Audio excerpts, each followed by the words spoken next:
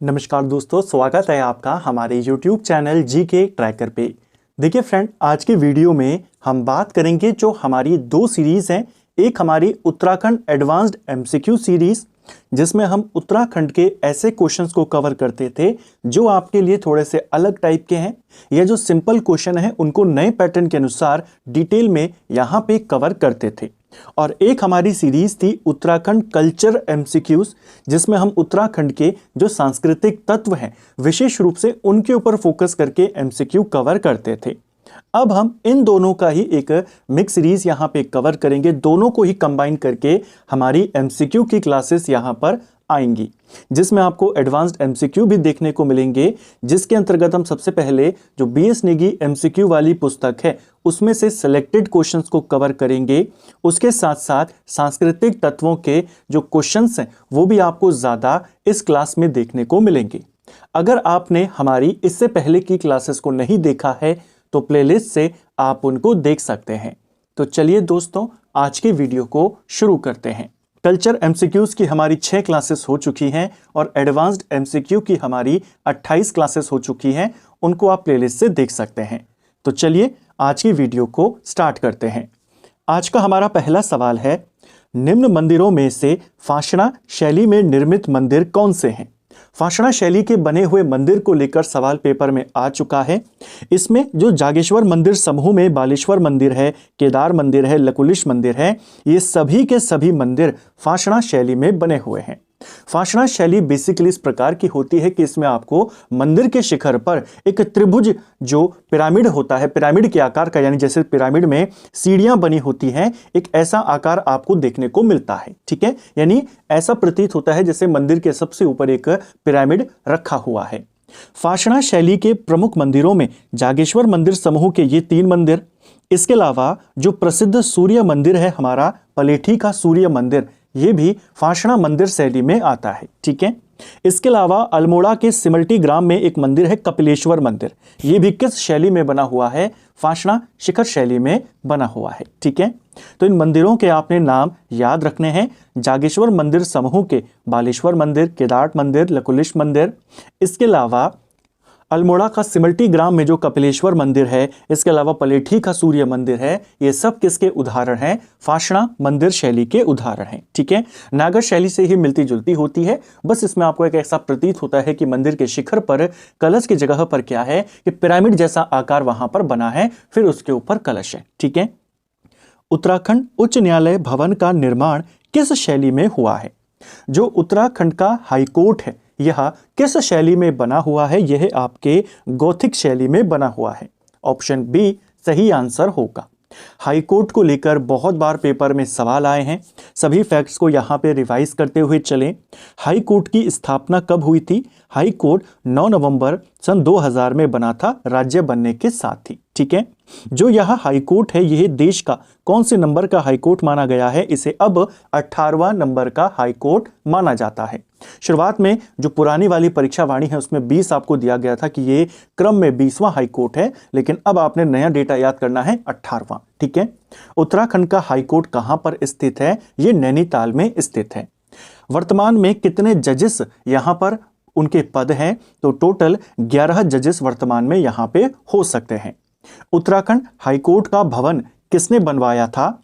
तो भवन बनाने का काम, भवन निर्माण का जो श्रेय जाता है वो सर सेंटोनी मैकडॉनल्ड को जाता है। वर्ष 1900 में यह बनकर तैयार हुआ, 1897 में बनना शुरू हुआ और 1900 में बनकर तैयार हुआ। इसका निर्माण सेंटोनी मैकडॉनल्ड ने करवाया और इसका डिजाइन स्टीवंस और ऑर्टल इन 2 व्यक्तियों ने किया था। ठीक है, इनको आपने ध्यान रखना है। जो पहले मुख्य न्यायाधीश थे उत्तराखंड हाईकोर्ट के, उनका नाम क्या था? पहले मुख्य न्यायाधीश जो थे वे अशोक अभयंकर देसाई थे। ठीक है, ये उत्तराखंड के पहले चीफ जस्टिस थे। जो पहले रजिस्ट्रार थे हाईकोर्ट के, उनका नाम भी पूछा गया है, GCM रावत, ये उत्तराखंड में हाईकोर्ट के पहले रजिस्ट्रार थे। ठीक है, उत्तराखंड में त्वरित न्यायालय फास्ट ट्रैक कोर्ट की स्थापना कब करी गई? तो अप्रैल 2001 में उत्तराखंड में फास्ट ट्रैक कोर्ट बने थे। ठीक है, उत्तराखंड हिमालय के किस भाग में स्थित है? देखिए, उत्तराखंड जो पड़ता है ये मध्य हिमालय में पड़ता है। मध्य हिमालय के किस भाग में पड़ता है? उत्तराखंड पड़ता है पश्चिमी मध्य हिमालय में। ऑप्शन बी सही आंसर होगा। जो हमारा उत्तराखंड है, जैसे हमने देखा कि आता ये मध्य हिमालय में है, लेकिन मध्य हिमालय को भी पूर्वी और पश्चिमी हिमालय में माना जाता है। पश्चिमी हिमालय जो है इसके अंदर हमारे जो जम्मू कश्मीर है, हिमाचल है, उत्तराखंड है, ये आ जाते हैं। इसके अलावा जो पूर्वी हिमालय है उसमें जो नॉर्थ ईस्ट का हमारा इलाका है, जैसे सिक्किम है, अरुणाचल है और बाकी के स्टेट्स हैं, वे आते हैं पूर्वी मध्य हिमालय में। उत्तराखंड किसमें शामिल है? पश्चिमी मध्य हिमालय में। ठीक है, नीचे यहां पे आपने दो सूचियां दी गई हैं, इनको यहां पर मिलाना है। शिवालिक क्षेत्र में किस प्रकार की जलवायु पाई जाती है? शिवालिक क्षेत्र में गर्म शीतोष्ण जलवायु पाई जाती है। एक पेपर में पूछा गया था कि बताइए भाबर में किस प्रकार की जलवायु पाई जाती है, तो तराई भाबर के इलाके में उपोष्ण जलवायु पाई जाती है। पहले का 2 है, दूसरे का 1 है। वृहद हिमालय क्षेत्र जिसे हम महान हिमालय कहते हैं, यहां पर किस प्रकार की जलवायु है? हिमानी जलवायु यानी कि 4। और बुग्याल क्षेत्र में एल्पाइन जलवायु पाई जाती है यानी कि 3। तो अब आपसे सिंपल अगर ऐसे मिलान में भी ना आए, डायरेक्ट पूछ ले कि बताइए शिवालिक में किस प्रकार की है, तराई में, भाबर में किस प्रकार की है, तो आप बता सकते हैं। सही क्रम आपका क्या बना? 2 1 4 3 हमारा सही उत्तर बना। राज्य में पाए जाने वाले मैग्नेसाइट के संदर्भ में निम्न कथनों पर विचार करें। 4 स्टेटमेंट है मैग्नेसाइट को लेकर, उत्तराखंड में खनिज को लेकर के। देखिए, इसका उपयोग इस्पात व सीमेंट के कारखानों के विशाल भट्टियों में तापसह ईंटों के रूप में किया जाता है। किसका इस्तेमाल सीमेंट कारखानों में, सीमेंट की भट्टियों में तापसह ईंटों के रूप में होता है? मैग्नेसाइट का। ठीक है, पहला सही है। देहरादून के मसूरी की पहाड़ियों से उत्तम किस्म का मैग्नेसाइट पाया जाता है, क्या ये सही है? जो देहरादून में मसूरी के नजदीक है, यहां संगमरमर के लिए फेमस है, ना कि मैग्नेसाइट के लिए, तो ये वाला आपका हो जाएगा गलत। ठीक है, अल्मोड़ा का झिरौली क्षेत्र और पिथौरागढ़ के चंडाक क्षेत्र में मैग्नेसाइट के भंडार पाए जाते हैं, ये आपका बिल्कुल सही है। पेपर में आया भी था कि झिरौली क्षेत्र जो है अल्मोड़ा का और पिथौरागढ़ का चंडाक क्षेत्र, ये किस खनिज के लिए फेमस है? मैग्नेसाइट। चमोली के जोशीमठ, तपोवन, पोखरी, मंदाकिनी घाटी, पिंडर घाटी व देवलधार आदि स्थानों पर मैग्नेसाइट के भंडार हैं, ये भी बिल्कुल सही है। ये सभी प्रमुख स्थान हैं मैग्नेसाइट के, ये भी पेपर में आ सकते हैं। तो तीसरा और चौथा दोनों सही हैं, केवल सेकंड वाला आपका गलत है। तो जहां जहां पे सेकंड वाला है वो एलिमिनेट हो जाएगा, आपका पहला, तीसरा, चौथा यहां पे उत्तर होगा। ठीक है, इस सीरीज में आपको लगभग हर सेगमेंट के सवाल देखने को मिलेंगे, चाहे उत्तराखंड हिस्ट्री के। विशेष फोकस हमारा सांस्कृतिक तत्वों पर भी होगा, हिस्ट्री के भी आपको क्वेश्चन मिलेंगे, ज्योग्राफी से रिलेटेड उत्तराखंड की क्वेश्चन मिलेंगे, ताकि आपका एक मिक्स रिवीजन हो सके और आप चेक कर सके अगर आप किसी भी प्रकार के क्वेश्चन में फंसते हैं, जैसे खनिज वाले क्वेश्चन में, जनसंख्या वाले क्वेश्चन में, पर्यटन वाले क्वेश्चन में, तो फिर उस टॉपिक का आप दोबारा से रिवीजन कर सकते हैं, जिससे आपको पता चल सके कि किस टॉपिक में आपको थोड़ी सी अभी प्रॉब्लम हो रही है। ठीक है, तो इस मिक्स रिवीजन के माध्यम से आपको काफ़ी उसमें भी हेल्प होगा। Garhwal motor users operative transport society limited, इसकी स्थापना कब हुई थी? जो Garhwal motor users operative society है, इसे बनाया गया था 1958 में, और इसकी स्थापना कहां पर हुई थी? इसे रामनगर में स्थापित किया गया था। ठीक है, 1958 में रामनगर में बना था। अगर हम उत्तराखंड में ट्रांसपोर्ट जो कंपनियां बनी हैं उनकी बात करते हैं, वहां से क्या क्या सवाल बन सकते हैं? उत्तराखंड में सबसे पहले बनी थी HMTC। HMTC यानी कि जो हिल मोटर ट्रांसपोर्ट कंपनी है वो। ठीक है, ये कब बनी थी? ये 1920 में बनी थी। मुंशी ललिता प्रसाद टमटा के द्वारा इसे बनाया गया था। ठीक है, इसके बाद उत्तराखंड के अंदर बनती है KMOU यानी Kumaon motor honours union. KMOU जो बनती है ये 1939 में बनी थी, काठ गोदाम में इसका गठन हुआ था। इसके बाद बनती है GMOU यानी गढ़वाल मोटर ऑनर्स यूनियन, ये बनती है 1941 में। इन तीनों के वर्ष पूछे जाते हैं, इन तीनों के ये और एक हमारा जो सवाल था, तो चारों को आपने ध्यान रखना है। ठीक है, जो GMO बनी थी ये कोटद्वार में बनी थी। ठीक है, इसके अलावा 1943 में गढ़वाल मोटर ट्रांसपोर्ट कंपनी भी बनी थी, जिसका विलय 1945 में यानी 2 साल के बाद GMOU में हो गया था। नगरीकरण की दृष्टि से उत्तराखंड का देश के सभी राज्यों में कौन सा स्थान है? देखिए, नगरीकरण की दृष्टि से उत्तराखंड का पूरे देश में 20वां स्थान आता है। ऑप्शन बी सही आंसर होगा। अगर हम बात करते हैं पूरे देश में कितना परसेंटेज नगरीकरण हो चुका है, पूरे देश का नगरीकरण है 31.2%। और अगर हम उत्तराखंड की बात करें, उत्तराखंड में कितना नगरीकरण हुआ है, तो उत्तराखंड में 30% हुआ है, यानी लगभग 1% कम राष्ट्रीय एवरेज से। तो देश में 31.2 है, यानी हमारे देश में ग्रामीण जनसंख्या कितनी है, इसको 100 में से हटा देंगे तो 68.8%। और उत्तराखंड में ग्रामीण जनसंख्या कितनी है, 69.8%। तो आपने दोनों को यहां पे ध्यान रखना है। ज्यादातर नगरीकरण वाला पूछा जाता है। उत्तराखंड में नगरीकरण कितना हुआ है, तो आप कहेंगे 30.2%। सबसे ज्यादा नगरीकरण कहां पे हुआ है, यानी सबसे ज्यादा नगरीय जनसंख्या कहां पर निवास करती है, देहरादून में लगभग 55%, सबसे कम बागेश्वर में लगभग 3%। ठीक है। तिनका तोड़ना नाम से विवाह विच्छेद संबंधी प्रक्रिया किसमें पाई जाती है? तिनका तोड़ना नाम से विवाह विच्छेद यानी तलाक से संबंधित ये जो प्रथा है, ये जो प्रोसेस है, ये पाई जाती है भोटिया जनजाति में। ऑप्शन बी सही आंसर होगा। थारू जनजाति में भी तलाक का काफी प्रचलन है। थारू जनजाति में तलाक के लिए उरारी शब्द का इस्तेमाल होता है। ये पेपर में पूछा गया है, हो सकता है अगली बार ये पूछ ले। थारू जनजाति में पशुओं की रक्षा की देवी कौन मानी जाती है? थारू जनजाति में पशुओं की रक्षक देवी ढोर चांदी देवी को माना जाता है। ऑप्शन सी सही आंसर हो जाएगा। ठीक है। थारू जनजाति में जो बागेश्वरी देवी हैं, इनको शिकार की देवी माना जाता है। जो जखमतिया देवी हैं, इन्हें फसल रक्षा की देवी माना जाता है। ठीक है। भोटिया जनजाति में प्रचलित सालीपुली निम्न में से क्या है? जो सालीपुली है यह किस जनजाति में प्रचलित है? भोटिया जनजाति में प्रचलित है। ठीक है। इनमें ये जो शालीपुली है, इसका अर्थ होता है यह आभूषणों के लिए इस्तेमाल होता है। ऑप्शन डी सही आंसर होगा, यानी भोटिया जनजाति में आभूषणों के लिए सालीपुली कहा जाता है। ठीक है। सिक्के, जो चांदी के सिक्कों की बनी हुई माला होती है, उसके लिए भोटिया जनजाति में कहा जाता है बलडंग। क्वेश्चन बन जाएगा, बताइए बलडंग क्या है? तो यह एक माला है चांदी के सिक्कों की बनी हुई। ठीक है। भोटिया जनजाति की ही एक उपजाति है जाड़ भोटिया। जाड़ भोटिया के बारे में एक सवाल आता है इनकी भाषा को लेकर। रोम्बा किसकी भाषा है? इनकी भाषा को कहा जाता है रोम्बा। किसकी? जाड़ भोटिया। ठीक है। रमौल क्या है? देखिए रमौल क्या है? रमौल एक आपकी परंपरागत गाथा है। ऑप्शन ए सही आंसर होगा। देखिए कुमाऊनी लोक गाथाओं का जब वर्गीकरण किया जाता है तो कई सारे वर्गों में होता है, जैसे परंपरागत लोक गाथाएं, पौराणिक गाथाएं, इसके अलावा प्रेम परक गाथाएं या धार्मिक गाथाएं, इस प्रकार से। ठीक है। और वीर गाथाएं, इस प्रकार से।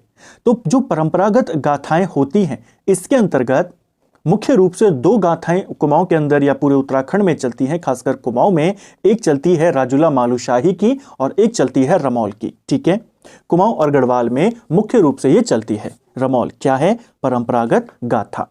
बेसिकली इसमें महाभारत काल के चरित्रों के उस समय की घटनाओं का वर्णन इस लोक गाथा में होता है। क्वेश्चन बन जाएगा, प्रसिद्ध लोक गाथा रमौल का विषय क्या है? तो महाभारत है। ठीक है। अगला सूची को यहां पे फिर से मिलाना है। प्रसिद्ध नागनाथ मंदिर ये कहां पर स्थित है? जो नागनाथ मंदिर है हमारा, ये चंपावत में स्थित है। ठीक है। जो अटरिया देवी मंदिर है, ये उधम सिंह नगर में पड़ता है। सही है, पहले का 1 है, दूसरे का 2 है। बागनाथ मंदिर क्या ये पिथौरागढ़ में है? तीसरा वाला यहां पे सही सुमेलित नहीं है। बागनाथ मंदिर बागेश्वर में है, यानी कि 4। और असुरचूला मंदिर ये पिथौरागढ़ में आता है, यानी 3। हमारा आंसर बना 1 2 4 3। कहां पर है 1 2 4 3? आपका ये रहा, यही आपका उत्तर है। ठीक है। अगला, महासू कितने देवताओं का सामूहिक नाम है? देखिए महासू देवता जौनसारी जनजाति के सर्वोच्च देवता, सबसे प्रमुख देवता माने जाते हैं। लेकिन ही एक देवता का नाम नहीं है, ये 4 देवताओं का सामूहिक नाम है। 4 यहां पे आपका सही आंसर होगा। इनके नाम क्या क्या हैं पूछे जा सकते हैं। तो एक है बासिक महासू, एक है पाबसिक महासू, इसके अलावा बोटा महासू और चालदा महासू। तो 4 महासू देवता हैं जिनको संयुक्त रूप से महासू देवता कहा जाता है। इनका एक प्रमुख त्योहार है जिसे कहते हैं जागड़ा त्योहार। जागड़ा त्योहार किस महीने में मनाया जाता है? तो भादों के महीने में, यानी भाद्र महीने में मनाया जाता है, जब महासू देवता को टोंस नदी में स्नान कराया जाता है। ठीक है। जो महासु देवता है इनका जो प्रमुख तीर्थ स्थल है वो है हनौल। हनौल इन्हीं चारों महासु देवता ये जो भाई हैं इनका मुख्य मंदिर है। मुख्य रूप से जो बौठा महासु हैं उनका मंदिर माना जाता है हनौल। ठीक है, पूजा सभी की होती है, मुख्य रूप से इसे बौठा महासु जो हैं उनका मंदिर माना जाता है। जैसे अगला सवाल ये हमारा, हनौल का मुख्य मंदिर किस महासु का है? हनौल का जो मुख्य मंदिर है वहां पे चारों भाइयों की पूजा होती है, लेकिन मुख्य रूप से यह मंदिर बौठा महासु का है। तो चार महासु देव, जैसे आपसे एक बार सवाल आया था कि 4 सिद्ध वहां पर स्थित हैं देहरादून में, उनके नाम पूछे गए थे कौन कौन से हैं, तो आपने बताया था एक लक्ष्मण सिद्ध है, एक माणक सिद्ध है, एक कालू सिद्ध है और एक मांडू सिद्ध है। ऐसे ही इनके नाम भी पूछे जा सकते हैं। और यह मंदिर मुख्य रूप से, यह मंदिर वैसे तो हनौल जो है यह हूण शैली में बना हुआ है, किस देवता को समर्पित है? तो महासु देवता, मुख्य रूप से बौठा महासु को समर्पित है। ठीक है, अगला, न्याय की देवी के रूप में प्रसिद्ध पिथौरागढ़ में स्थित मंदिर कौन सा है? इनमें से कौन सा मंदिर है जो न्याय की देवी के रूप में फेमस है और पिथौरागढ़ में है? सही आंसर है कोटगाड़ी मंदिर। जो कोटगाड़ी मंदिर है यह आपके पिथौरागढ़ जनपद में पड़ता है और न्याय के देवी के रूप में ये इनको माना जाता है। पिथौरागढ़ में और कौन कौन से मंदिर हैं इंपॉर्टेंट, तो एक है आपका पाताल भुवनेश्वर, इसके अलावा हाटकालिका, मोष्टामानु मंदिर, असुरचूला मंदिर, इसके अलावा जयंती मंदिर। ठीक है, जखौली मेले का आयोजन कहां पे होता है? जखौली मेला, लास्ट वीडियो में हमने जाख मेले के बारे में बात करी थी। जाख मेला जो जलते हुए अंगारों पर नृत्य करने के लिए फेमस है। किस मेले में जलते हुए अंगारों पर डांस किया जाता है? जाख मेला। उसी से मिलता जुलता नाम है आपका जखौली मेला। जखौली मेला ये लगता है चक्राता में। जो जाख मेला था वो रुद्रप्रयाग में लगता था, जखौली मेला ये लगता है आपके चक्राता के अंदर। ऑप्शन ए सही आंसर होगा। ठीक है, तो दोनों में कंफ्यूजन आपने नहीं करना है। जखौली मेला कहाँ का एक इंपॉर्टेंट मेला है? चक्राता का, जौनसार जनजाति से जुड़ा हुआ है, बासिक देवता के संबंधित है। जो बासिक महासु हैं उनसे संबंधित है यह मेला। कुमाऊं गढ़वाल क्षेत्र के गांव में जब बीमारी फैलती है तो गांव को बीमारी से बचाने के लिए नंदा देवी के दूतों का आवाहन किस त्योहार में किया जाता है? यानी गांव को बीमारियों से बचाने के लिए कौन सा त्योहार मनाया जाता है? सारा त्योहार। ऑप्शन ए सही आंसर हो जाएगा। ठीक है, पहाड़ी घसियारे, पहाड़ी लोक नृत्य जैसे चित्रों के चित्रकार कौन हैं? जो पहाड़ी घसियारे है, इसके अलावा पहाड़ी लोक नृत्य, इन चित्रों को बनाया है रणवीर सिंह बिष्ट ने। प्रसिद्ध चित्रकार रहे हैं, इन्हीं के ये फेमस चित्र हैं। सवाल आया था पेपर में, रणवीर सिंह बिष्ट का संबंध किस क्षेत्र से है? चित्रकारी से इनका संबंध है। इनके जो फेमस चित्र हैं उनको याद रखना है। चूड़ा कर्म के लिए प्रसिद्ध तीर्थ स्थल तालेश्वर किन नदियों के संगम पर स्थित है? देखिए, जो तालेश्वर है यह उत्तराखंड में 2 जगहों पर स्थित है जो फेमस है। एक अल्मोड़ा में है जहां से हमें पौरव वंश के अभिलेख मिले थे। एक तालेश्वर पिथौरागढ़ में भी स्थित है जो काली गंगा और कटीपानी गाड़ नदी के संगम पर बसा हुआ है। काफी पवित्र तीर्थ स्थल इसे माना जाता है और यह चूड़ा कर्म के लिए काफी फेमस है। ठीक है, जो काली और सरयू है इनका संगम कहां पे होता है? तो इनका संगम पंचेश्वर में होता है। ठीक है, सरयू और रामगंगा की बात करें तो इनका संगम रामेश्वर तीर्थ में होता है। ठीक है, नानक मत्ता यानी उधम सिंह नगर जो है, यहाँ पे नानक मत्ता उधम सिंह नगर में पड़ता है, का प्राचीन नाम क्या था? नानक मत्ता के नाम भी कई बार पेपर में पूछे गए हैं। नानक मत्ता का प्राचीन नाम बख्शी भी था, तपेड़ा भी था, सिद्धतमा भी था। ये सभी नाम किसके हैं? ये सभी नाम नानक मत्ता के हैं। नानक मत्ता नाम पढ़ने से पहले इसके नाम क्या क्या थे? तो इसे बख्शी के नाम से जाना जाता था, इसे तपेड़ा भी कहते थे, इसे सिद्धतमा भी कहते थे। इसके अलावा नानक मत्ता को कुमाऊं का अन्न भंडार भी कहते हैं, ध्यान रखेंगे। ठीक है, यहां से इनके प्राचीन नामों से सवाल बन सकता है। तो फ्रेंड्स, ये था हमारा आज का वीडियो जिसमें हमने उत्तराखंड जीके के 20 इंपॉर्टेंट सवालों को देखा, जिसमें हमने यहाँ की संस्कृति से जुड़े, यहाँ के त्योहारों से जुड़े, मंदिरों से जुड़े सवालों को देखा। इसके अलावा उत्तराखंड के विभिन्न इंपॉर्टेंट सवालों को भी देखा। खनिज के सवाल भी देखे, भूगोल के सवाल हमने देखे, जनसंख्या को देखा, इतिहास को देखा और एक मिक्स रिवीजन करने का प्रयास किया। उम्मीद करता हूं आपको ये वीडियो पसंद आया होगा। अगर आपको ये वीडियो पसंद आई है तो वीडियो को लाइक ज़रूर करें, अपने दोस्तों के साथ शेयर करें। वीडियो आपको कैसा लगा और 20 में से कितने क्वेश्चन आपके सही हुए, कमेंट बॉक्स में हमें ज़रूर बताएं। Thank you friends.